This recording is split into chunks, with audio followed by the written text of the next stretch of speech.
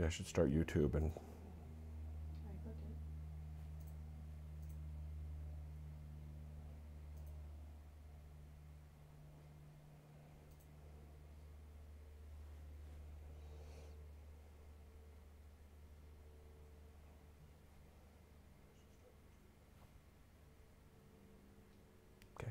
Hey everybody.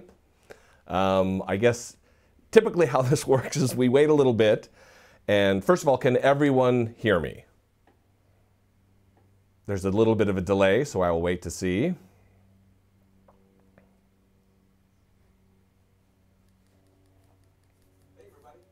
There we go. You're going to want to mute that speaker too. I can't read that, so. Okay. So, first time doing this, we'll get the kinks worked out. I've got my lovely wife here, manning the computer, so we will see about getting questions to me. I'll wait a little bit, as I've done it with Facebook a couple times. Typically, we kind of wait for people to filter in. But I kind of wanted to very quickly kind of go over what happened with the video that I did on Charlottesville that YouTube took down. YouTube isn't very good about giving the details or exactly who reported it or whatever. So I'm in the dark, kind of making my own conclusions or suspicions about what happened. I think it was probably reported, and then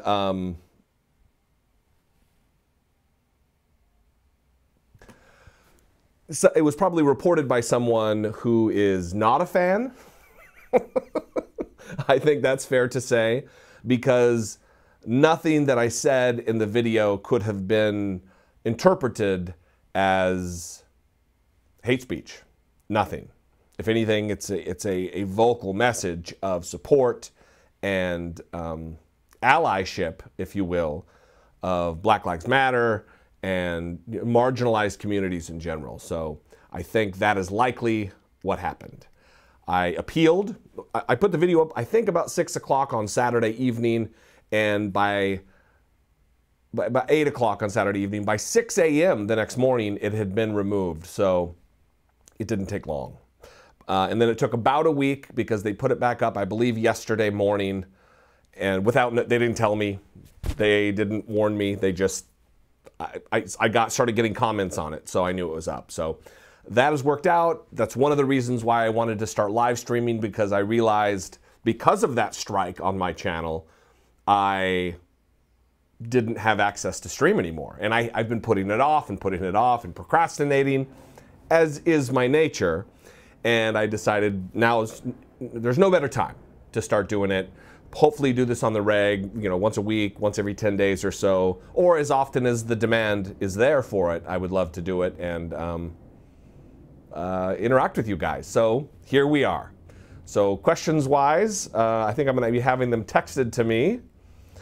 Someone wants to know about my beard care. Water.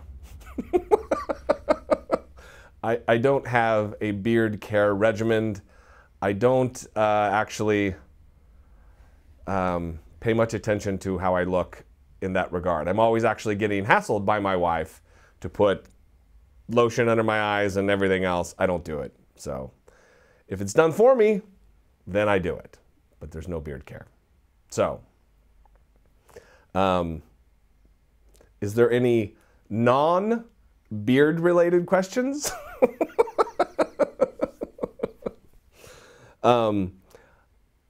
I don't have a computer in front of me, so the questions are going to be fed to me. Why don't I just kind of get into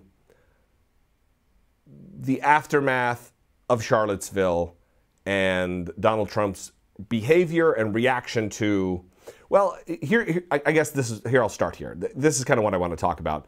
There's a clear line of demarcation between two Donald Trumps. One is a very fake, phony Donald Trump, and the other is the one who's scripted. That's the guy who is the phony. It's someone else's thoughts, it's someone else's words that he reads. Those are the ones that we can't rely on. The Donald Trump we can rely on to know who he is the off the cuff, the guy who chastises protesters and aligns himself with white supremacist forces in the country. So that is for sure what we witnessed in the aftermath. Now I'm starting to get some questions. So someone asked if you are a Marine. I understand the adage, once a Marine, always a Marine. I always say I'm a former Marine because I'm not active duty anymore. However, I am a Marine Corps veteran. Yes. I spent many years in the Marine Corps, about 5 years with 2nd Tank Battalion, 2nd Battalion, 2nd Marines, mostly in 2nd Marine Division, but I did spend a little time here on the West Coast. How long before Trump is impeached, and what will it take to happen? I'm actually more hopeful, Angela, that he may resign. I think that he's probably getting fed up with, and Trump has an unusual way of spinning things in a way that he feels paints him in a better light. So he might, because the pressure is being turned up by Robert Mueller relative to his financial dealings and his family's financial dealings and some of his former business partners' financial dealings. The heat is getting turned up, and I believe Donald Trump is probably, I'm not going to set a percentage on it or say probably, but there is a likelihood, however likely, that he will resign and paint a picture like he did the best for the country and try to make it a win for him, but in no uncertain terms, him leaving office other than by re-election and then serving out his term is a loss. It's the same thing that Sarah Palin did when she won the governorship. About 2 years in, she became famous through the McCain campaign and then quit. There's no way to paint that in any other way than leaving the job after you wasted everyone's time campaigning, wasting everyone's dollars to put you into office. The same thing that Jason Chaffetz has just done. He just left office and he just got elected, re-elected. That's a dishonorable way to go about it because you're wasting people's hard-earned money in the way of campaign contributions. So I think he's going to resign, although impeachment is a very long process because it starts in the House where they draw up articles of impeachment. It has to get past committee, the Judiciary Committee in the House. Then the full House votes on it. And if it passes the full House, then it has to go to the Senate where a trial happens. An actual trial happens on the floor of the Senate, and the senators are the jurors, and the Senate Judiciary Committee, they appoint people to be the lawyers who try the case. So that's a long process, and I would say that's years away. But we'll see. I mean, nothing's normal in the world of Trump. Nothing is standard. You can't look upon precedent to give you an indication or an idea of what could happen. You could with Bill Clinton when he was impeached, but you can't with Trump because nothing's standard. Everything's new. Why people are comparing KKK to counter-protesters? Very easy because, for instance, we'll talk about Tomi Lahren for a second. Tomi Lahren does this about Black Lives Matter, that they are the new KKK, and it's because even the word and the imagery of KKK leaves an indelible mark in everyone's imagination. We know about the history of the KKK, them terrorizing black parts of town, them terrorizing communities, them lynching people, them murdering people. They are one of the first American terrorist organizations. So to compare them to that is to malign an organization or a protesting group at its very core. And it's more of a political operative move than it is anything else because it's ridiculous. I could see some people making that claim with Antifa. I don't agree with the claim, but I could see where that comparison could be made, but not with Black Lives Matter, not with just average, everyday, active citizens going out and protesting and counter-protesting the hate groups that are active in this country. What do I think about the Boston protest? what little I know, it looked like the ultimate outnumbering. I think there was 15 to 20,000 people that showed up in Boston to protest hate. And then your free speech protest, which is just America first, white supremacy, alt-right, it's those people. I think there was fewer than 100. And I've seen some pictures, and it doesn't look like there was, it looks like they were all under like a gazebo. There wasn't very many of them. And the counter-protesters outnumbered them, 500 to 1 or 200 to 1. It was insane. So pretty proud of that. I think that was great. Which is another interesting thing that Donald Trump, here let me get on my phone and look at something that these tweets. Donald Trump tweeted today at 12:22 p.m., looks like many anti-protest agitators in Boston. Police are looking tough and smart, thank you. Looks like many anti-police agitators. These are people who are protesting hate groups, protesting hate crimes, protesting hate speech, protesting white supremacy.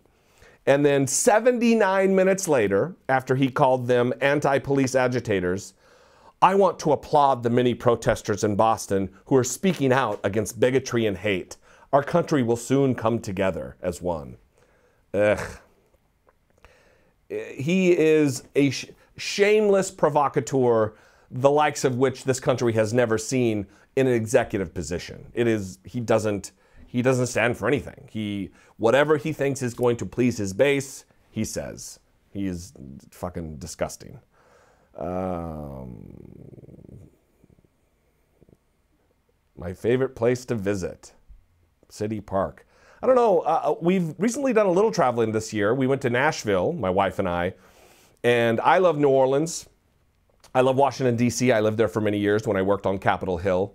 And I also love Boston, coincidentally enough. I love American history.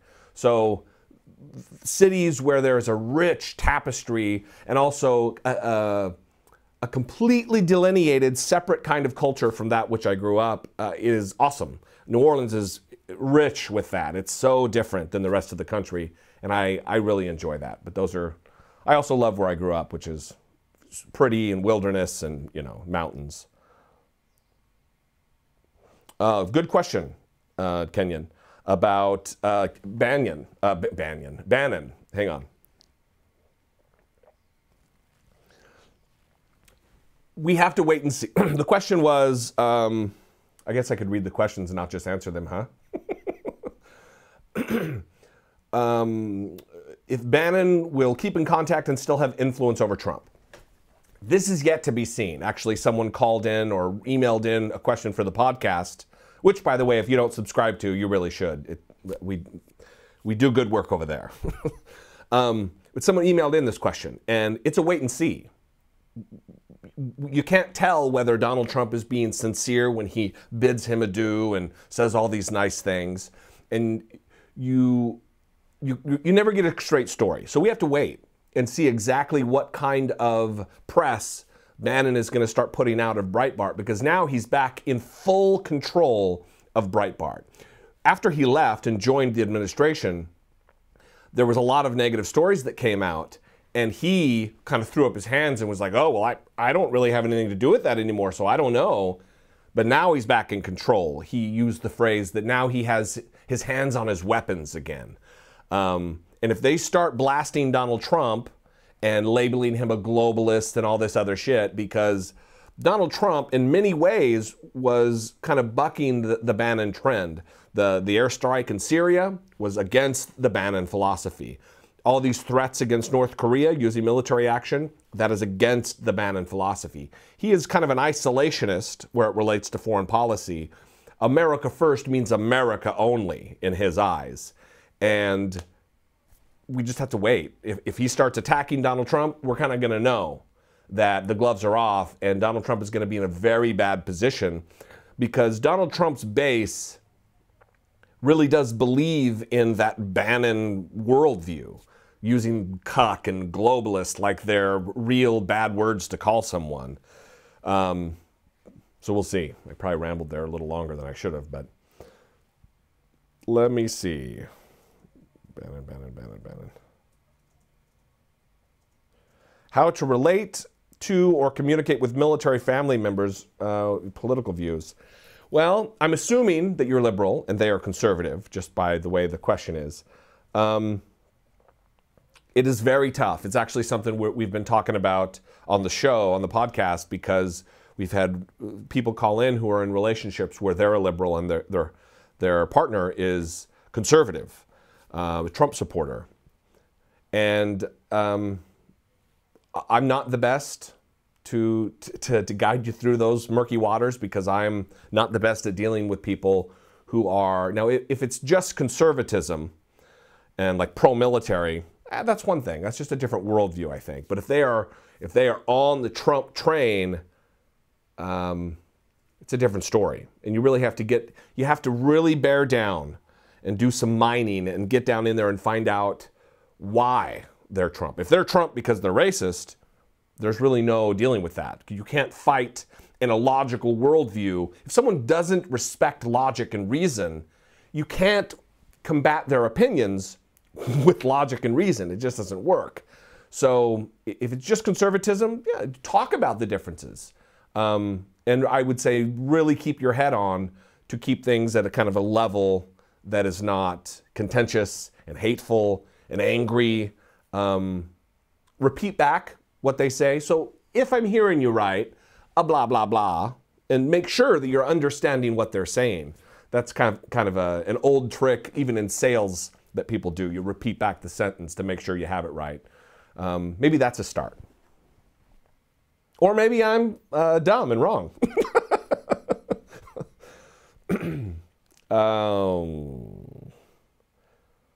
Oh, people want to know about the map. Yeah, the map. This has we haven't updated it in a while, but on the map we have people who are Patreon supporters, people who have given us their address who are Patreon supporters. And you can't see because the pins are white. It's hard to see on camera probably. But there are pins all over the country, all over the map of where supporters live. So, and yeah, it kind of does. When I bought it from Amazon. And one, I didn't know it was going to be all goddamn shiny. And so anyway, that's what it is. Thank you, Misha, so much. And Vic, do you think Bannon has more power than Trump? If Breitbart goes full anti-Trump, will Trump's base abandon him? There is certainly a percentage of Trump's base that will sour. I wouldn't say abandon, because Trump is their only hope. He's their only person in power, in true power. I mean, you've got some congressmen like Steve King who are clowns and racist, white supremacy, white nationalist types. Steve King from Iowa. I think I said Iowa. There are several other. Louis Gohmert is a weirdo who's like a crazy fundamentalist Christian from Texas. But they don't really hold power. They're just one vote over one district, roughly 500,000, 800,000 people. Donald Trump really holds power. So if Bannon does go crazy and start attacking Trump, the base will sour on him, and it will be the slow demise of his presidency, because he's already at 31 to 35% approval rating. He's at record lows. It's not gonna pan out well for him.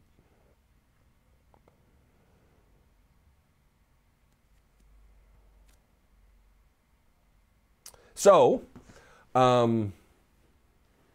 yeah, that's really the big deal. Also, there was a lot of action on Russia this week that we're going to watch pan out in the following week after these protests kind of die down and the Charlottesville, those wounds start to heal a little bit. In the very beginning stages of them healing, we're going to get back on all of the stuff that's happening with the Mueller investigation. I kind of like when we're not talking about the Mueller investigation.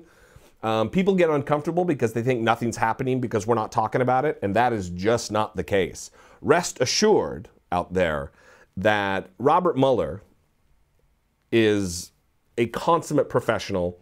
We have seen very few leaks coming out of that investigation, and that is a good thing because it means they're taking their job seriously. They're not in this to malign the president. They're in this to earnestly investigate and let justice take its course. Of course, those of us who are confident in what they will find know that justice taking its course means there will likely be a prosecution or some kind of deal made. I think also it's very telling that you have people like Michael Flynn who are likely talking and cooperating witnesses, because we haven't heard anything from the Flynn camp apart from what was happening 4 or 5 months ago. It has been very quiet.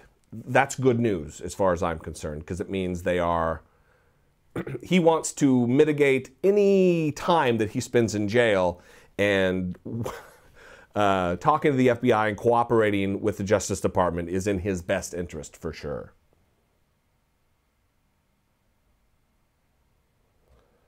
Logic and reason are often misconstrued as condescension and arrogance. How do you combat that, Wayne? Wow. You know, that's really a skill of really working on interpersonal communication. And I would say this, because I can only speak for my experience. And my experience is I wear aggravation on my face. I'm expressive in that way. And like eye rolling and sounds and all the shit that you see me on video doing, that's not an act. That's how I communicate. So be aware of your demeanor. Be aware of how you're being perceived. And I think honesty is always the best policy. Owning also your mistakes. If you're communicating with someone and you're sensing that you're coming across condescending or shitty, then stop it and say, hey, listen, I'm really being earnest here. As long as you're really being earnest, and let them know. Look, I really want to know. I really, really want to know. That's the best. And if you can't bridge that gap, then maybe try again later. Or do it in written form, although that's precarious in and of itself because tone doesn't get relayed, Wayne. Skylark, you also have Patreon supporters outside of the U.S. Yes, we do have Patreon supporters outside of the U.S., and we are looking for...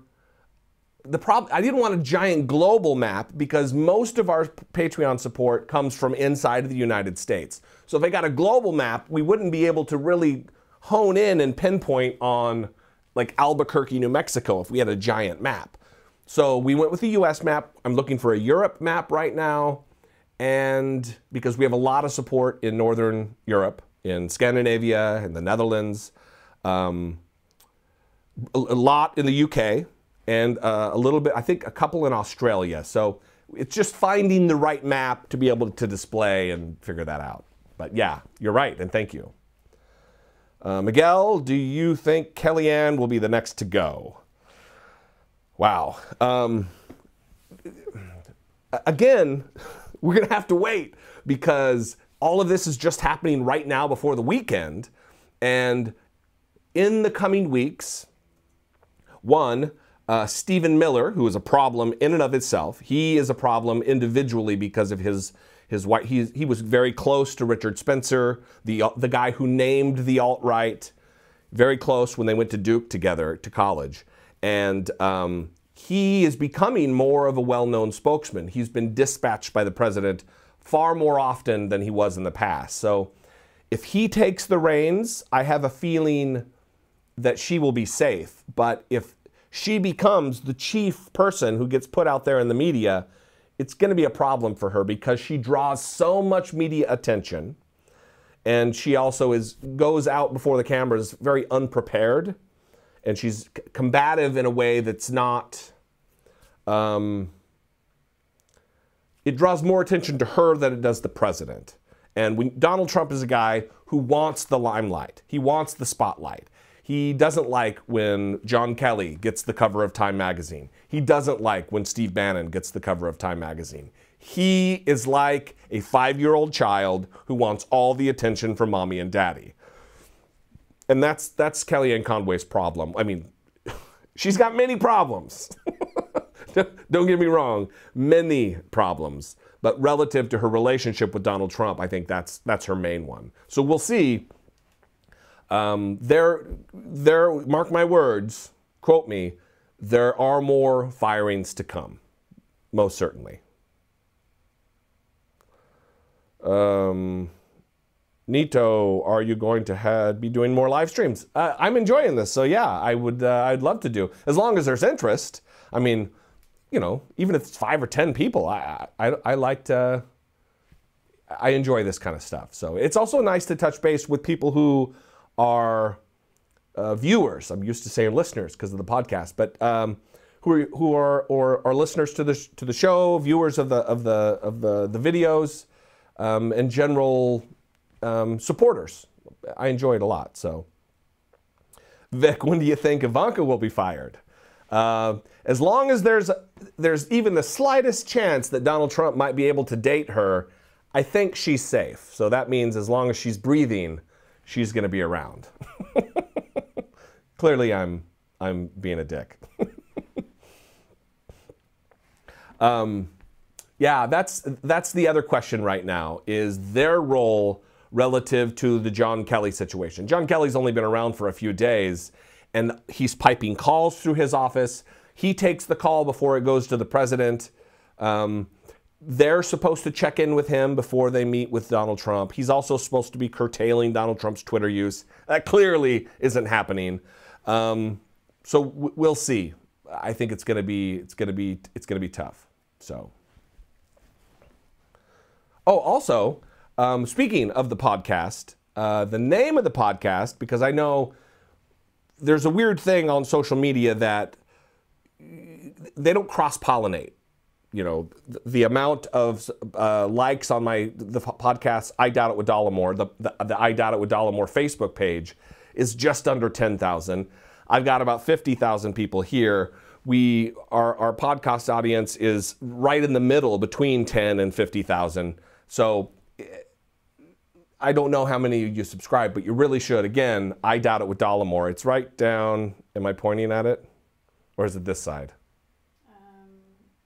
There's a delay. Oh. Whichever side, wherever the little logo is down here, that's the podcast. You can find it on iTunes and Google Play Music and wherever else that there are podcasts. Marco, do you think John Kelly will resign at some point? He's a tough one to guess because, one, first of all, he was a 4-star Marine general, and that in and of itself doesn't make me respect him. I have a lot of respect for him because he raised kids who joined the military. He was the highest ranking officer to lose a son in combat in Afghanistan. That doesn't make him some noble character, but it certainly tells you where his heart is for his country, and I think he's a genuine person. The problem is, he's not your typical intellectual officer at that rank, at flag rank. He is a kind of a rough and tumble guy from South Boston, kind of a man of the people, good salt, good salt of the earth type of guy, but not your typical general ranked officer. I think he's more of a follower, and that's odd to say for a guy who's a 4-star general, but I think he has loyalty to Donald Trump to carry out his agenda, and I think that could be problematic. So I don't know. I'm not going to make a guess. I can tell you this. It was very odd watching him while Donald Trump was saying how there were so many good people, decent people on the side of the Nazis in Charlottesville. His body language when he was back there with his head down, slumped over, arms crossed, his body language, and clearly I'm no body language expert, but it said a lot that he was already kind of demoralized, and I think disappointed at his inability to control the man-sized toddler that we have as president. So we'll see. John, what inspired you to start a YouTube channel dedicated to truth and proving stupidity of some conservative in the government? Well, I started the podcast with my co-host Brittany over 3 years ago, about 3.5 years ago. And it started off as kind of a skepticism podcast, and very quickly we realized that our sweet spot and what people wanted to hear from us was about the news. News and comment, kind of like an AM radio show, except, you know, it's my own. And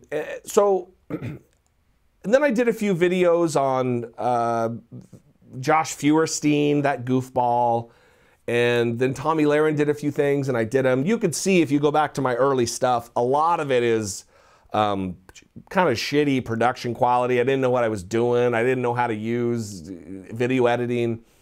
And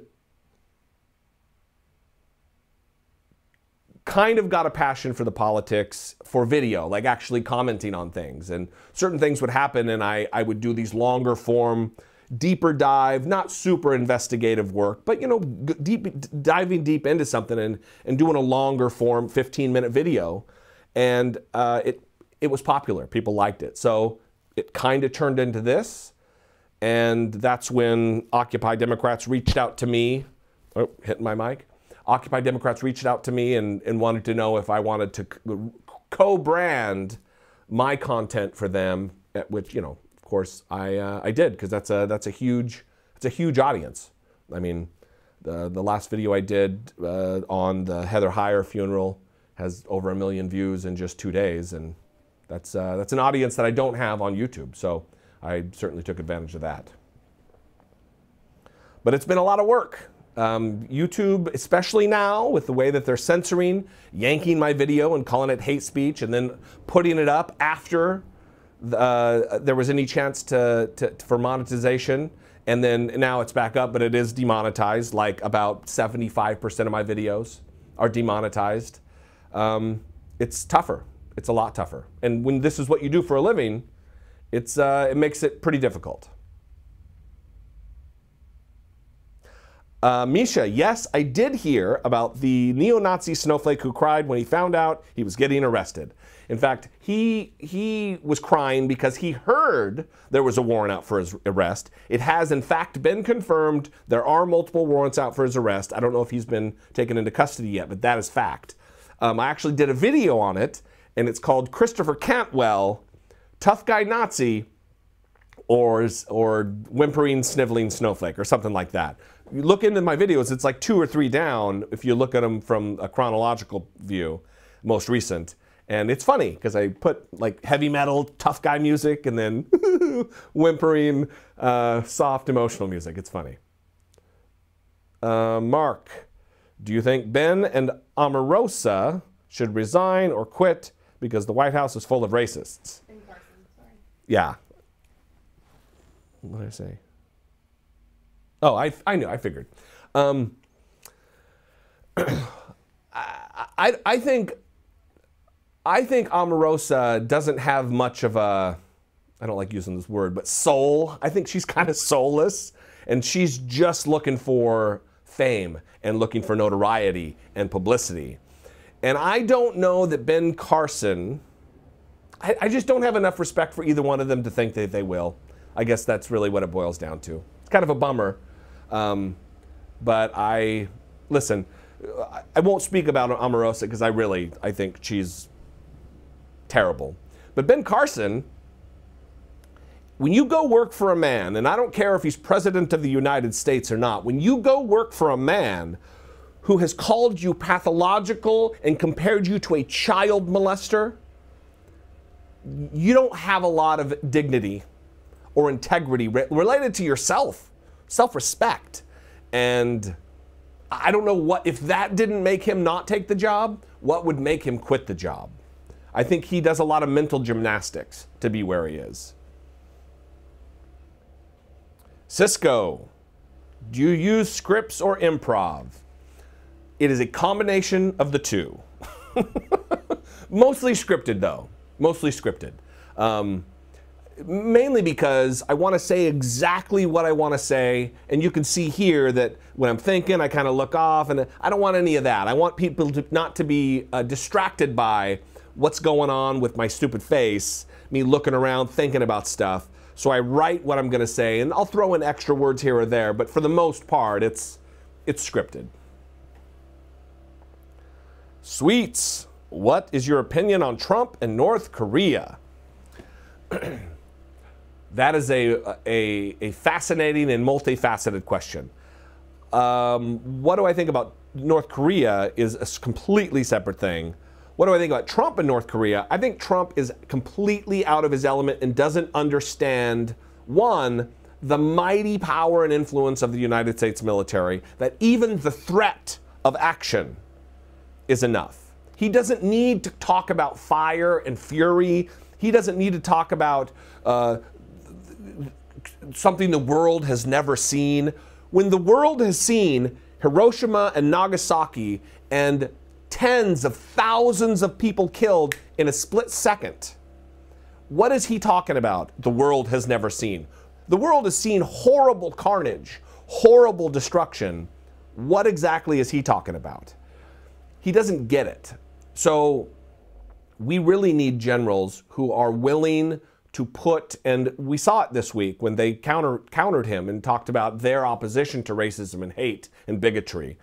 But we need generals who are willing to put themselves in harm's way, in the line of fire, so to speak, and give him earnest, honest advice, because he does have the power to end lives, millions of lives. And that is the biggest threat we face as a world right now,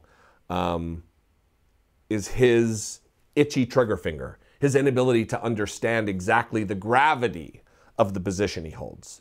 As far as North Korea is concerned, we're in a very tough spot because through inaction of Obama, call it like I see it, and the previous administrations, George W. Bush, we are in the position we are now.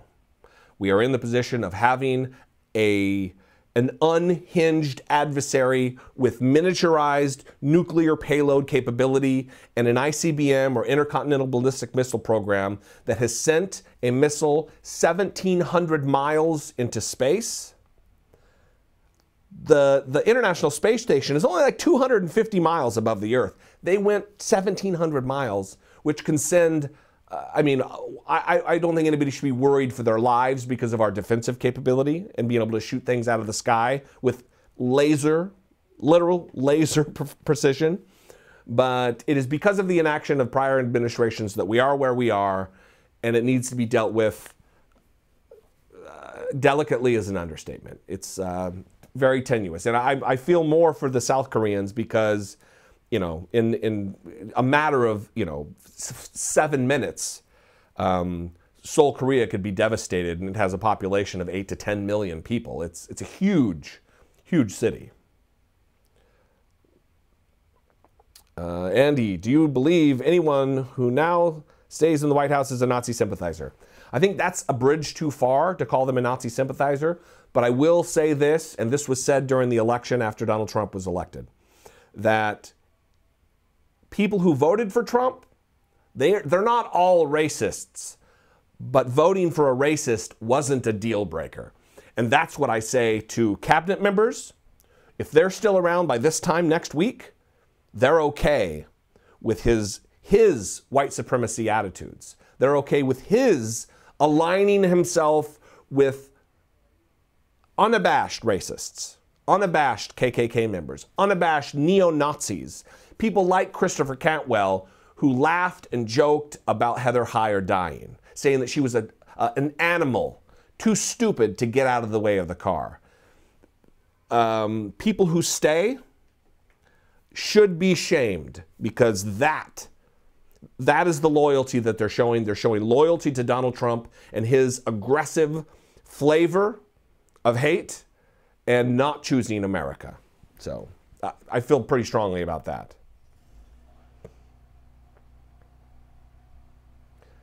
I'm gonna screw this name up. Jamaus, what was your reaction to Trump using the term alt-left?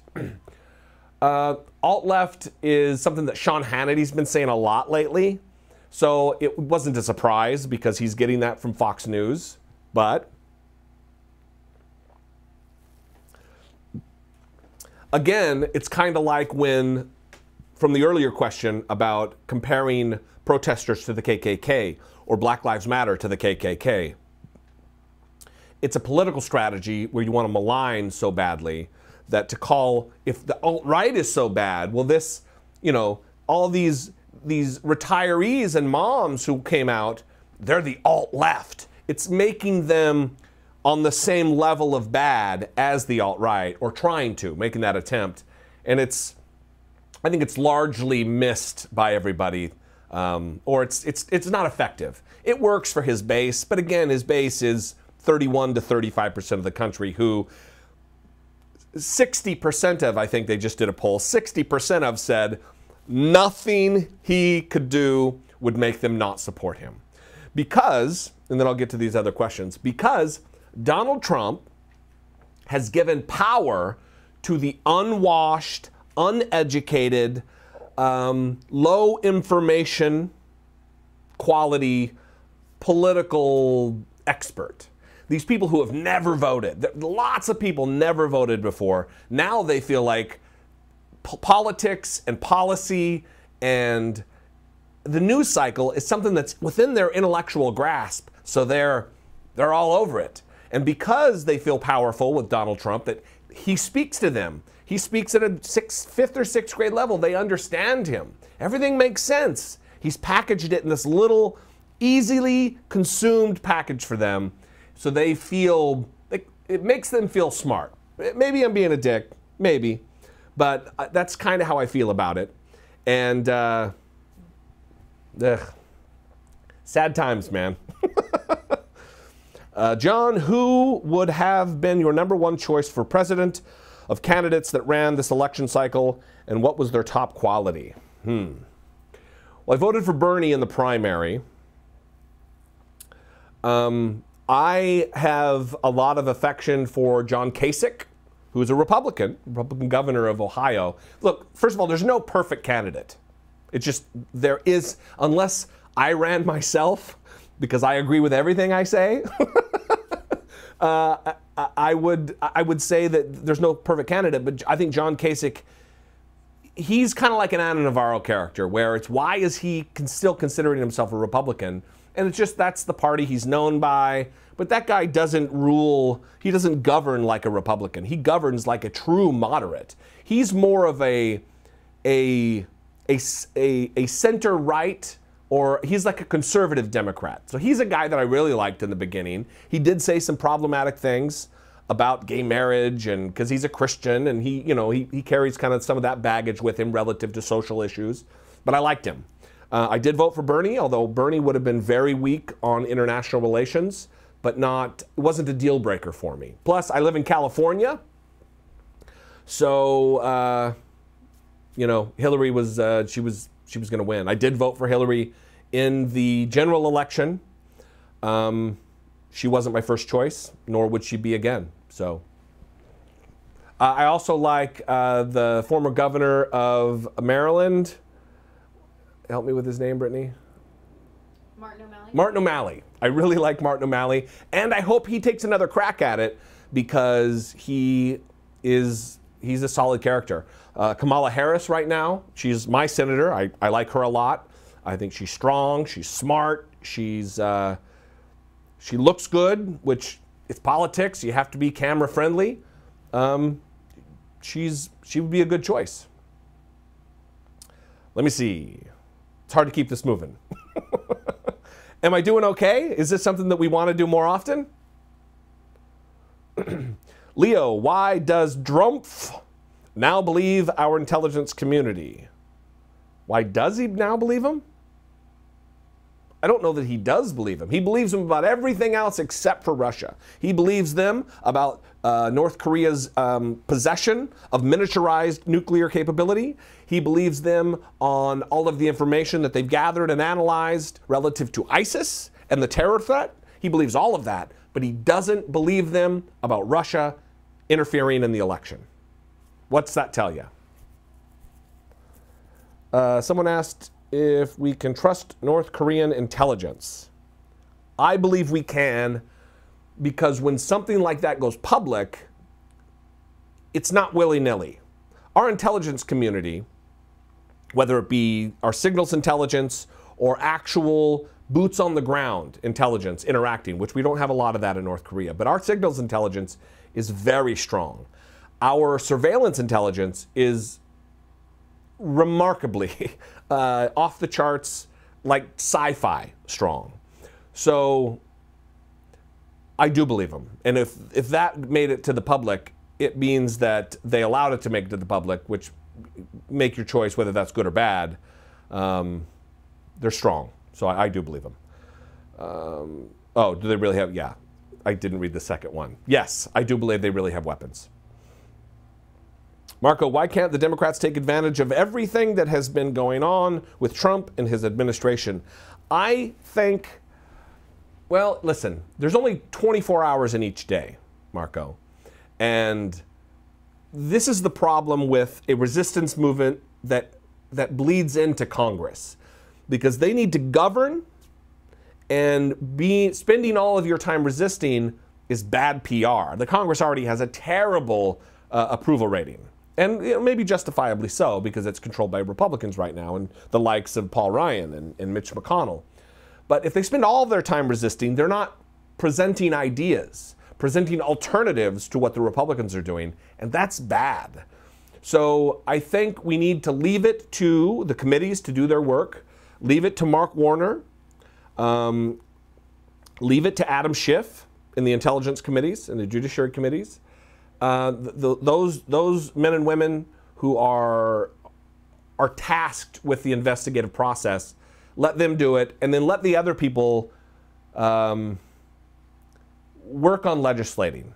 Because if they're all trying to be activists and they're all trying to be resistors, then nothing really gets done. No good ideas get put forward, and that's not good for the country.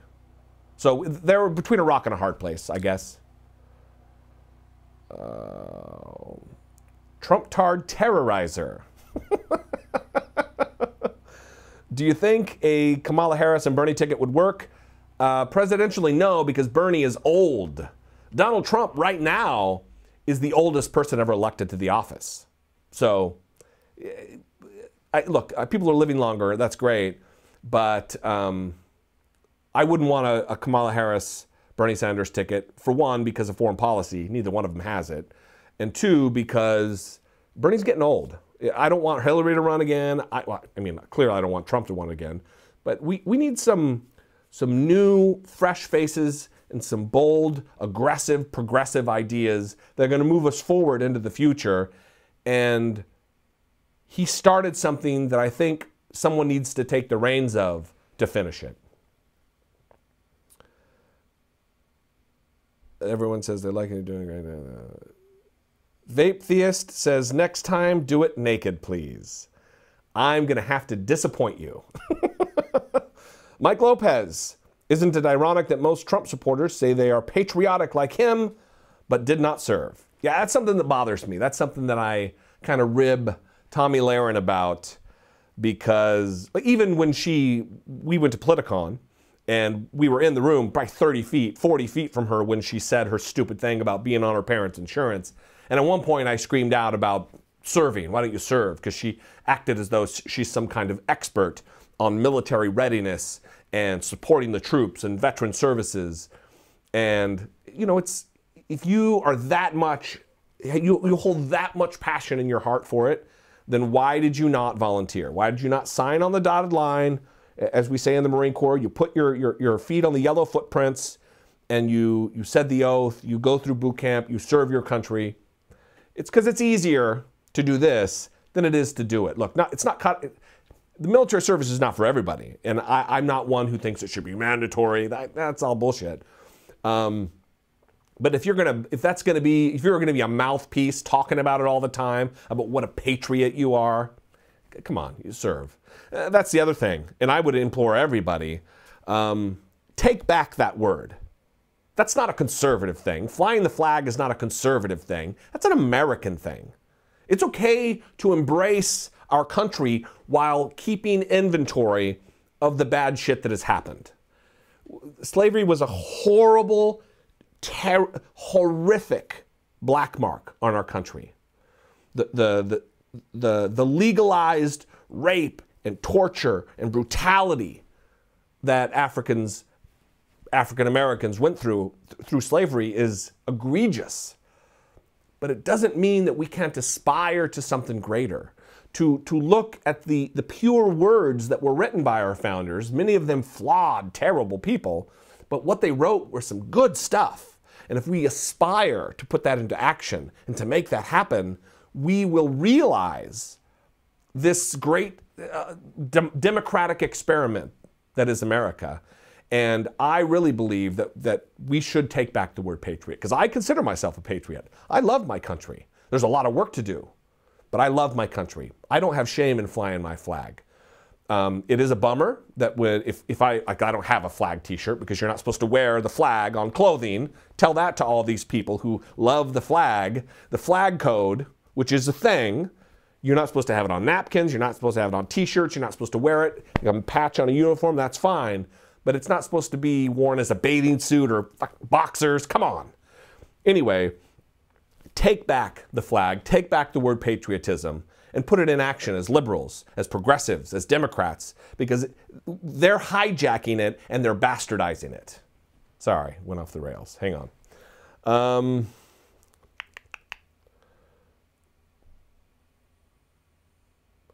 John Sweda. I disagree with your criticizing Obama over North Korea. What could he have done except for sanctions? Nobody wants away with North Korea. Listen, reasonable people can disagree, John, about Obama. And look, I have a lot of love for Obama. I think he was a great president. I think he's a genius. I think he's very, very smart. But he was slow to military action when it was really necessary. When he drew his red line, that is a criticism of Obama from the other side that is legitimate. When you say, as President of the United States, when you say, as Commander-in-Chief of the most powerful military on the planet, when you say, as Chief Diplomat, as your country, that if you do this, we're going to do this. And then the day comes where they do that thing and you do nothing, it weakens our position. From a negotiating standpoint, from a military standpoint, it's not good. So Obama could have done a lot more. Do I have this plan laid out? No, I don't, because it's, years and years later. But I believe that we could have been stronger from a military posturing standpoint, because now we're where we are. And of course, hindsight's 20/20, and I'm armchair quarterback in this. But I think he could have done more. But like I said, reasonable people can disagree. And maybe you're more reasonable than me. Next. Who would be a great running mate for Kamala? Someone must be from California asking all these questions about Kamala Harris. I don't know. I think my Siri's going off. Wow, off the top of my head, I don't know. Cory Booker? Yeah, Cory Booker. I like Cory Booker. He's got some stuff in his rearview mirror that kind of is a bummer, but I think he's very smart. Those are both very capable people. I don't know. I think it's really early. I knew I would probably face questions like this. Hence the inability to answer them. It's very early. It's 2018. Is it 2018 yet? 2017. God damn. These studio lights are hot, everybody. It's 2017. The election's not until 2020. I realize Trump's already campaigning, but let's settle down. At least I am, because I'm not ready for that yet. Dangerous or not? Why should age matter if he has the right policies about Bernie? Oh, because he might die. Because we see what a president looks like when they take office. Look at George W. Bush. Look at President Obama. And they look ragged and haggard when they get out of office, because it ages you. And it's not just, oh yeah, any guy who's that age is going to age that much in 8 years. You have to have the stamina of a racehorse, because you are at it early, you are at it late, and it is stressful. You have the weight of the world I almost said literally, but it's not literally, it's figuratively. You have the weight of the world on your shoulders and on your mind, and I think it would take its toll. So look, I love Bernie. I'm not shitting on Bernie. I just think that, one, we need new, fresh, younger blood, and two, age is something to consider. Again, reasonable people can disagree. I need to make a t-shirt. A lot of people disagreeing about Bernie. Yeah, I know, I understand. Vince, what do you think will happen to the resistance if Russia investigation exonerates Trump? Well, there's still a lot to resist. The policies of Donald Trump are damaging to the United States. They're damaging to our credibility. They're damaging to our economic standpoint. They're damaging militarily. They're damaging to the United States people individually. Our lives are not bettered by Donald Trump's policies. So the resistance is just going to have to take a turn to be policy-centric because... And also, let me say this, I don't believe it's going to be fruitless because there are, 5,000 coincidences surrounding his involvement with Russia. I don't think that's going to be the case. But there's a lot to resist other than Russia, just based on his actions. So, Phoenix BPOS. Okay, it's hard to read usernames. What are your thoughts on Baked Alaska, Cernovich, and Paul Joseph Watson? I don't know much about Paul Joseph Watson. We've had a couple back and forths on Twitter, but Cernovich he's an opportunist. He just recently tweeted, about the FBI. They were actually FBI people who put the protesters with the tiki torches to it. He's a loon. We bumped into him at Politicon, and I gave him the stink eye. And he's a little guy, and he scurried off. He wasn't about that. So, and then Baked Alaska, he's just a shitty little troll. If you look at his Twitter feed, I've seen several things retweeted about him today, and he's a guy who now is acting like. Well, Jason Kessler, let me back up. Jason Kessler is the leader of the alt-right who got the permit for this thing in Charlottesville. He came out, he was the one who tried to give the speech, and they chased him off, and the police took him and put him in custody, or protective custody for a while. He tweeted that I'm not going to repeat it, vile things about Heather Heyer. And now you've got people like Richard Spencer and Baked Alaska coming out and condemning Jason Kessler, who also deleted the tweet. I've got screenshots of it. We're going to talk about it. I might even do a video about it. But now they're acting like, oh, this is not what our movement's about. That's exactly what their movement's about. That's exactly what they stand for. And for them to try, because of all of the bad press, now that there's a spotlight shining on them, then they try to act like that's not the case. That's bullshit. So he's a coward. If you believe what you believe, stand by what you believe, even if it's hate, you little jackass. And I'm looking right at you, Baked Alaska, because you're going to end up looking at this. You're a coward. So that's what I think. Yeah. Baked Alaska is now Maced Alaska. Very true. All right. Q Pollard, Michelle Obama, and Kamala Harris. Yeah, I'm kind of done. Somebody asked me this the other day, and I'm kind of done with the dynasties. The Clintons go away. The Bushes should go away. Let's be done with Obamas. Let's get new, fresh ideas, new people. Our presidency, the country shouldn't be run like this. These certain families that just control power in the country for years and generations. There's a lot of good people with a lot of smart ideas. Let's see some fresh faces. That's what I would say. But, I'm hearing that a lot about Michelle Obama. She would be good, but,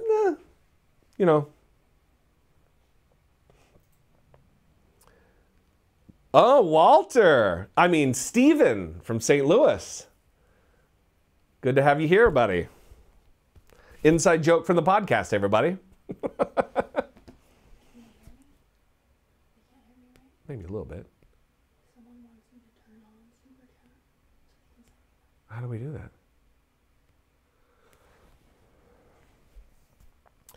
So,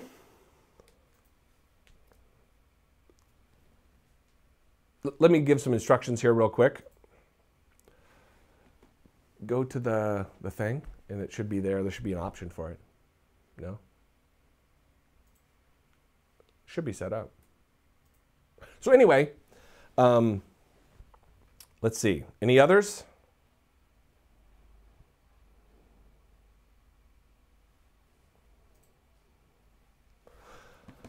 If you wouldn't mind, since we're at a lull for questions, if you wouldn't mind sharing, I'm going to be here for another, oh, it's been an hour. Wow. It's been an hour. Well, I guess we'll end it. This, unless there's any other questions.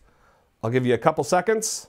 I think there's a 10-second delay, but I'll give you a couple seconds for 2 more questions, 2 more topics, and then I'm going to go. Because one, I'm hot because of the lights.